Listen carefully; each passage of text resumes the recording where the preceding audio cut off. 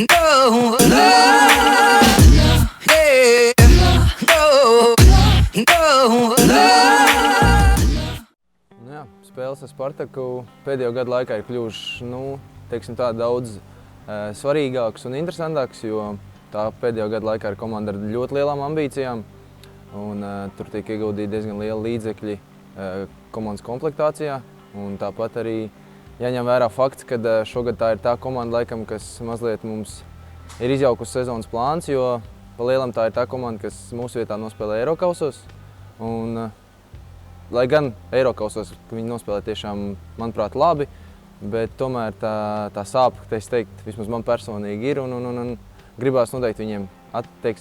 atspēlēties un izdarīt visu, lai viņi no Liepājas aizbrauktu pēc iespējas nelaimīgāki.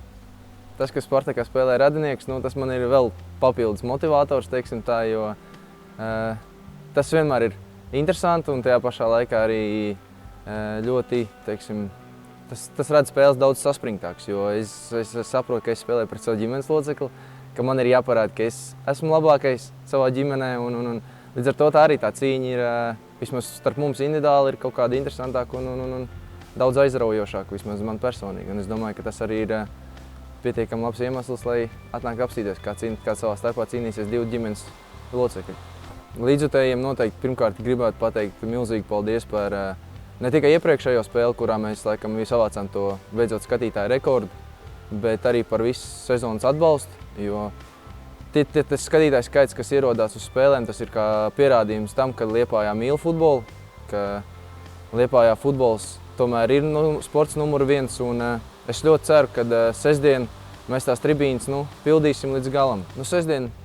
noteikti būs, es domāju, ļoti aizraujoša spēle, jo tie pēdējie rezultāti, kas mums ir, lai arī tie ir neizšķirti, bet tomēr tas komandai vairāk kā zaudējums, un mēs esam ļoti, teiksim, noskaņoti uz beidzot atgriezties uz uzvaru takas un izdarīt visu, lai sezonas beigās mēs būtu tabulas augšgalā. Spriedze, protams, paliek arvien lielāka un tas spēļu skaits nav tik liels un katra spēle ir 6 punktu spēle un šeit mēs pretinieks nedalām, mēs vienkārši ejam, atdodam visu savu enerģiju, visu savus spēkus,